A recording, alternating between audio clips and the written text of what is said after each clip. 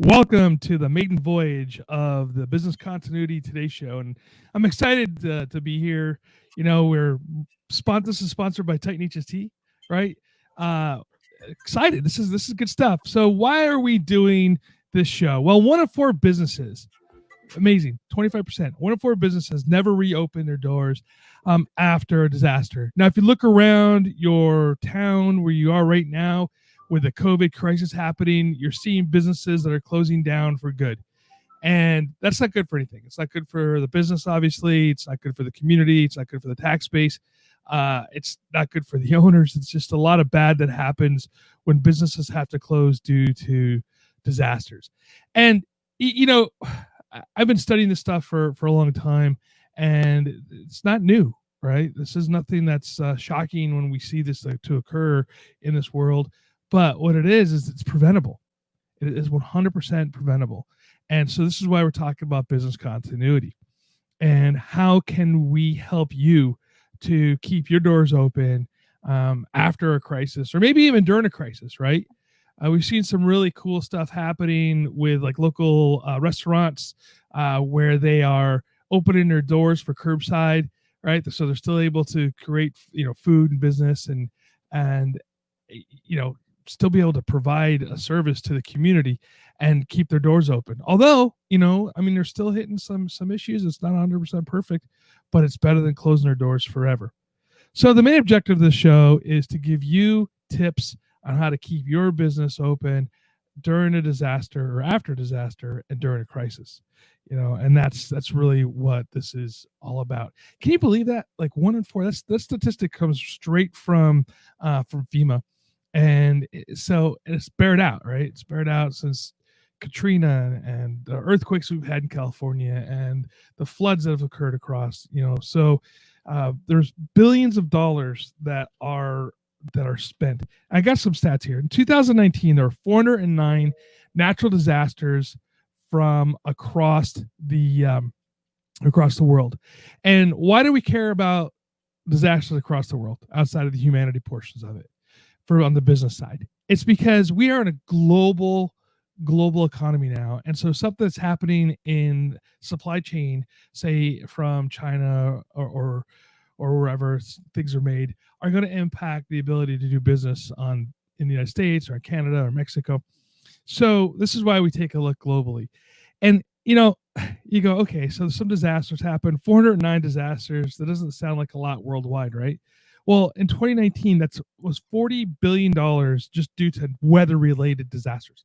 $40 billion due to weather-related disasters. That's floods, tornadoes, things like that.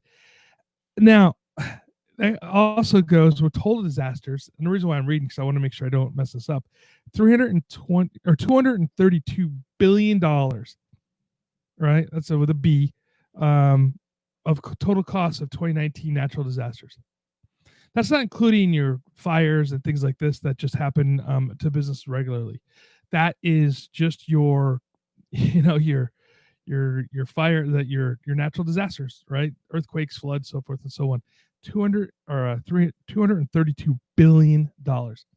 So, what types of disasters are we talking about here? Okay, talk about floods, fires, wind, earthquakes, structural roof collapses. Back east, and there are times when there's so much snow coming on that you have these collapses. Happened here. I live in California, and up in the mountains we have snow. Believe it or not, Southern California, there's snow. You can go skiing, stuff like that. It's kind of fun. And there was a very famous ice skating rink where some of the Olympic skaters actually practice, and their roof collapsed due to the weight of snow. So things like this. How do you keep your business running after that occurs? Power failures, right? The grid, we talk about this a lot in our emergency management show, where the grid has some stability issues. Here in California, we get some fires far away from you, maybe 4, 5, 6 miles away. It burns down some of the power lines, and you can lose power across the region.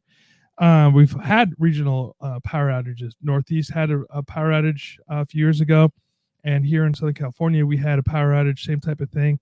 How do you keep businesses running? Things like if you think about power going down, you have to think about, can you run your computers? No, right? Unless you have generators, right? Or can you do your cash register? No. Can you go to all cash, right? Things like that, you know. And then other hazards such as, even a simple thing of a train derailment. That sounds simple, but train derailment, right? Where some toxic gases come out. You have to close your business down. Um, air conditioning failure. I guess if you're in the Northeast, during the wintertime, you don't have to worry about air conditioning, but heat and stuff like that, right? Telecommunications. We've had this happen just the other day, right? Where we had a nationwide, well, not nationwide, I forgot how many states it was. It was a majority of the United States lost cell coverage, right? From the big ones, from AT&T, T-Mobile, so forth, right? How do you keep that going down when your telecom goes down? Crime. Come on, we just had all these riots that just occurred throughout the United States, and buildings got burnt down and whatnot because of that, and looting and so forth. Bomb threats, terrorism. We've also noticed that terrorism has happened in the United States. Take a look at what happened on 9/11, for instance, and how did those businesses continue to run afterwards. Transportation accidents and so forth. And of course, your typical data failure, right? And now one thing we have to add into this as well is, what about if your data gets held hostage, right? With the ransomware and so forth. So those are some of the things that you just have to think about. And how do we really work through this, right? What's the thing that really helps out with the disaster planning, if you will? Well, there's a couple of steps to take. It's very simple, very simple. You're going to assess, you're going to plan, and then you're going to execute. Assess, plan, and execute. So as we talk about business continuity through these next, through our program here, those are the areas that we're going to focus on: assessing, planning, and execution. All right. And simple things like, when we're talking about business continuity and the planning, assessing, and execution, let's discuss higher education just for a couple seconds.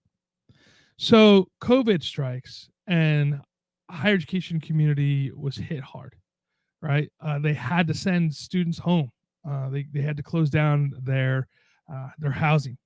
They had to move their on-ground classes, or classroom classes, if you will, onto an online platform. Some schools were ready to do it, right? Some schools were ready to do it. Some schools had to pivot fast to be able to get their stuff onto online. Some schools, just closed down completely, and just and that, realistically, on the business side of it, that is a financial burden. And there's actually some colleges that had to close their doors due to the fact that they were unable to provide education for their students, and they couldn't just meet the demands, and they couldn't meet the money, and so they closed their doors. So the students then had to pivot as well, going to online things.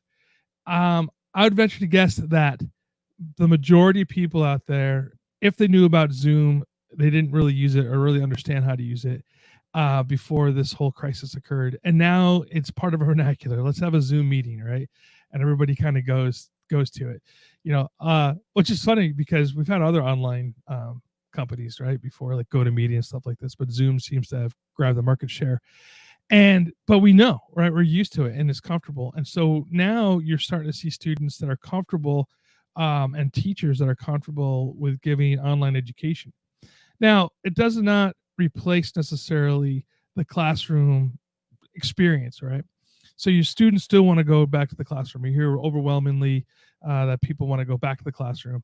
But however, the ability to pivot onto online classes is part of that assessment that you have to make, part of the planning, and then the execution is to move those courses to online. If you weren't, the schools, like I said, that weren't able to pivot to be able to do this, they closed. There were online communities of gyms, right? 24-hour fitness and Planet Fitness, I think it is. Both of those, they moved to giving online courses or classes, right? So you could make it into the gym. Well, they made home class or home exercise videos that you have on your phone, and they were able to pivot to keep their customers wanting to go back to share with them. And so it's things like this to be able to see where you can still do business, still perform your function, and still be able to service your customers.